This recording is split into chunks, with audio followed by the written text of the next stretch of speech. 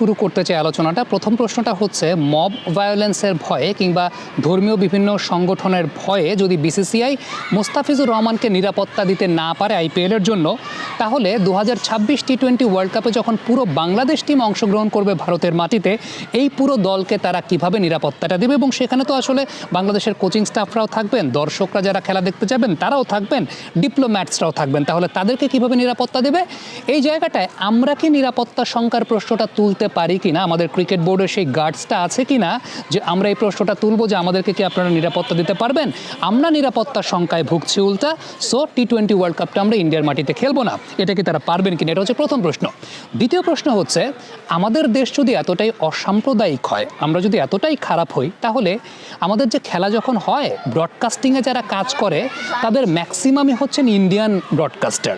মানে হচ্ছে কমেন্টেটর তো আঞ্জুম চোপড়ারা আসেন, সেই সাথে ব্রডকাস্টিংয়ে ক্যামেরার পেছনে যে ডিরেক্টররা কাজ করেন, ক্যামেরা ক্রুরা কাজ করে, তার ম্যাক্সিমামই ইন্ডিয়ান। তাহলে আমরা যদি এতটাই খারাপ হই, তাহলে আপনাদের এত ক্রুকে আমাদের এখানে কেন খেলতে আসতে দেন? তখন আপনারা নিরাপত্তা শঙ্কায় ভোগেন না? বা তখন আপনাদের কাছে মনে হয় না যে আমরা তো অসাম্প্রদায়িক, তাহলে আমাদের দেশে আপনাদের এত ক্রুকে কেন পাঠাবেন? এই প্রশ্নটাও কিন্তু আসলে করাটা খুবই যৌক্তিক। নাকি সেই জায়গাটা টাকা পয়সার ব্যাপার আছে, টাকাটা আপনাদের দেশে যাবে, তখন আমরা খুব ভালো হয়ে যাই? সো এই প্রশ্নটাও কিন্তু চলে আসতে পারে।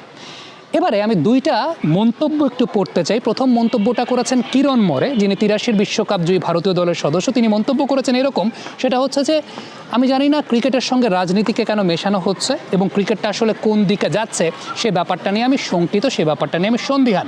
আরেকটা মন্তব্য শশী থারুরের, যিনি একজন ইন্ডিয়ান রাজনীতিবিদ, তিনি মন্তব্য করেছেন, বাংলাদেশের সংখ্যালঘুদের উপর নির্যাতনের সঙ্গে ক্রিকেটকে যুক্ত করার কোনো মানে হয় না। মোস্তাফিজ একজন ক্রিকেটার, তাকে এসবের মধ্যে টেনে আনা ঠিক নয়। সে কারো বিরুদ্ধে ঘৃণা ছড়ায়নি, কারো উপর আক্রমণ করেনি, অথবা এই ধরনের ঘৃণ্য কাজকে সমর্থন করেনি। একদম এক্স্যাক্ট কথাটা তিনি বলেছেন, যেটা হচ্ছে ক্রিকেটের সঙ্গে রাজনীতিকে মেশানোর কি আসলেই কোনো যৌক্তিকতা আছে, বা এটা কি কোনো ম্যাচিউরিটির লক্ষণ? তবে এই প্র্যাকটিসটা বিসিসিআই কিন্তু বহু বছর ধরেই করে আসছে। আসলে আপনি দেখবেন আইপিএলে পাকিস্তানি ক্রিকেটাররা খেলতে পারে না, ইন্ডিয়া পাকিস্তান দ্বিপাক্ষিক সিরিজটাও হয় না, সেটা রাজনৈতিক বৈরিতার কারণে। এবং পাকিস্তানের 20 বছরের মতো সময় লেগেছে একটা ডিসিশনে আসার জন্য যে তারা ইন্ডিয়ার মাটিতে আইসিসির ইভেন্ট খেলবে না। আপনি ব্যাপারটা চিন্তা করে দেখেন। আরেকটা কথা বলি, সেটা হচ্ছে 2013 আইপিএলে শ্রীলঙ্কান ক্রিকেটাররা চেন্নাইয়ের মাটিতে খেলতে নিষিদ্ধ ছিল। চেন্নাইয়ের মাটিতে শ্রীলঙ্কান ক্রিকেটারদেরকে খেলতে নিষিদ্ধ করে দেওয়া হয়েছিল এবং তারা তখন খেলতে পারে না। সো বিসিসিআই কিন্তু এই প্র্যাকটিসটা বহু আগে থেকেই করে। এখন ক্রিকেট তো জেন্টলম্যানস গেম আমরা জানি, আর ইন্ডিয়ান ক্রিকেট বোর্ড অনেক বড় ক্রিকেট বোর্ড। আমরা তো ধরে নিচ্ছি যে আমরা অনেক ছোট ক্রিকেট বোর্ড, আমাদের অনেক সীমাবদ্ধতা আছে। সরকার বা রাষ্ট্র আমাদের ক্রিকেট বোর্ডে যখন হস্তক্ষেপ করে, সেই প্রেশার আমরা হ্যান্ডেল করতে পারি না, কারণ আমরা ছোট ক্রিকেট বোর্ড, আমাদের ওই গার্ডসটা নাই। অস্বীকার করার কোনো কিছু নাই, কিন্তু আমাদের চাইতেও কম গার্ডসই তো দেখা যাচ্ছে ইন্ডিয়ান ক্রিকেট বোর্ডকে, যে তারাও এই বিষয়গুলোতে প্রভাবিত হয় এবং আমাদের চাইতে আরও বেশি মাত্রায় প্রভাবিত হয়। যদি তারা প্রভাবিত না হতো, তাহলে ইন্ডিয়া আইপিএলে পাকিস্তানি ক্রিকেটাররা না খেলা, আমরা পাকিস্তান ইন্ডিয়া দ্বিপাক্ষিক সিরিজ না হওয়া, 13 সালের আইপিএলের মঞ্চে শ্রীলঙ্কান ক্রিকেটাররা তামিলনাড়ুতে বা চেন্নাইতে কোনো ম্যাচ খেলতে না পারা, এই ঘটনাগুলো তো ঘটে, এই ঘটনাগুলো তো ঘটছে। তাহলে আমরা তো আমাদের ব্যর্থতা একদম স্বীকার করে নিয়ে যে আমাদের ক্রিকেট বোর্ড তো আলটিমেটলি অথর্ব, কোনো গার্ডস নাই, এটা অস্বীকার করার কিছু নেই। রাজনৈতিক হস্তক্ষেপ, সরকারি হস্তক্ষেপে আমাদের ক্রিকেট বোর্ড প্রভাবিত হয় বা কিছু করতে পারে না। কিন্তু ইন্ডিয়াতে তো এত বড় ক্রিকেট বোর্ড, বিশ্বের সবচেয়ে ধনী ক্রিকেট বোর্ড, এত বড় ক্রিকেট বোর্ড, তারাও এসবে প্রভাবিত হয়। তাহলে তো সেই জায়গাটা আমরা আরও বেটার হ্যান্ডেল করতে পারি।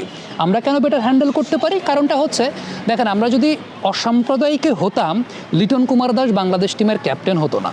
আমরা যদি অসাম্প্রদায়িক হতাম, তাহলে সৌম্য সরকার আমাদের দেশের ক্রিকেটে ডমিনেট করে ক্রিকেট খেলতে পারতো না। আমরা যদি অসাম্প্রদায়িক হতাম, তাহলে ইন্ডিয়ান ক্রুরা যারা এখানে ক্রিকেট ব্রডকাস্টিং করতে আসে, তারা এইরকম আতিথ্যতা পেয়ে প্রতি বছর আইপিএল, প্রত্যেকটা দ্বিপাক্ষিক সিরিজে এত টাকা পয়সা কামিয়ে যেত না। একদম সলিড কথা, যেটা আঞ্জুম চোপড়ারা তারা এখানে এসে কমেন্ট্রি করতে পারতেন না। তাহলে আমরা অসাম্প্রদায়িকটা আসলে কোন জায়গাটায় হলাম? এখন ওই যে আবারও বললাম যে রাজনৈতিক বিভিন্ন কথাবার্তা আসবে, বিভিন্ন কথাবার্তা আছে, সেই জায়গাটায় একটা দেশের cricket board being the organisation, তাদের ডিপ্লোম্যাটিক বা তাদের দক্ষতার পরিচয়টা কিন্তু সেখানে পাওয়া যায়। কেন আর্শদীপকে আমরা দেখি না, এই খালিস্তানি বলে তাকেও নিষিদ্ধের দাবি উঠেছিল, সেই জায়গাটা তো ইন্ডিয়ান ক্রিকেট বোর্ড হ্যান্ডেল করেছে, আমরা দেখেছি। আর দেখেন একটা বিষয়, যে ইন্ডিয়াতে এই সমস্ত প্রোপাগান্ডা, এই সমস্ত কথাবার্তা রাজনৈতিক হস্তক্ষেপ চলতেই থাকে। আর্শদীপকে খালিস্তানি বলে তারা খেলতে দেয়নি। আমাদের দেশে কি আমরা কখনো দেখেছি যে কোনো প্লেয়ার হিন্দু বলে তাকে খেলতে দেওয়া হবে না, বা কোনো প্লেয়ার হিন্দু বলে তাকে নিয়ে কথা উঠেছে?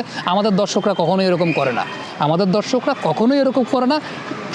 সাম্প্রদায়িক কোনো দাঙ্গা আমাদের দেশের দর্শকরা কখনোই কোনো দিন কোনো ক্রিকেটারকে নিয়ে করে নাই, কোনো দিনই করে নাই। সো আলটিমেটলি ফ্যাক্টের জায়গাটা হচ্ছে, তাইলে আমরা আসলে কিভাবে ক্রিকেটের জায়গাটায় অসাম্প্রদায়িক হলাম আমি এটা জানি না। একটা দ্বৈত নীতি আমি আসলে দেখি বিসিসিআইয়ের, সেটা হচ্ছে পাকিস্তানি ক্রিকেটাররা আইপিএল খেলতে পারেন না, ইন্ডিয়ান পাকিস্তান দ্বিপাক্ষিক সিরিজ হয় না, কিন্তু রবি শাস্ত্রী আর ওয়াসিম আকরাম একসঙ্গে কমেন্ট্রি করেন এবং তারা সেটার নামও দিয়েছেন শ্যাজ অ্যান্ড ওয়াজ শো। এবং ওই শ্যাজ অ্যান্ড ওয়াজ কমেন্ট্রি পিরিয়ডটার মানে ব্র্যান্ডিং রেট নাকি সবচাইতে বেশি হয়, এখানেও টাকার একটা ব্যাপার আছে।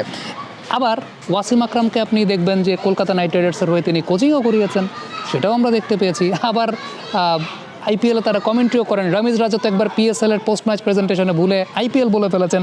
সো এই যে একটা দ্বৈত নীতি যে পাকিস্তানি ক্রিকেটাররা খেলতে পারতেছে না কিন্তু পাকিস্তানি কমেন্টেটাররা কমেন্ট্রি করছে, এটাও আসলে এক ধরনের দ্বৈত নীতি বলবো না, এটাও তারা আসলে কি বলেন, কি চিন্তা করেন, কোনটা আসলে কি করবেন, এটাও তারা আসলে মিলিয়ে ফেলতে পারেন না। এটাও তাদের একটা অদূরদর্শিতার প্রমাণ বলে আমার কাছে মনে হয় সব কিছু মিলে।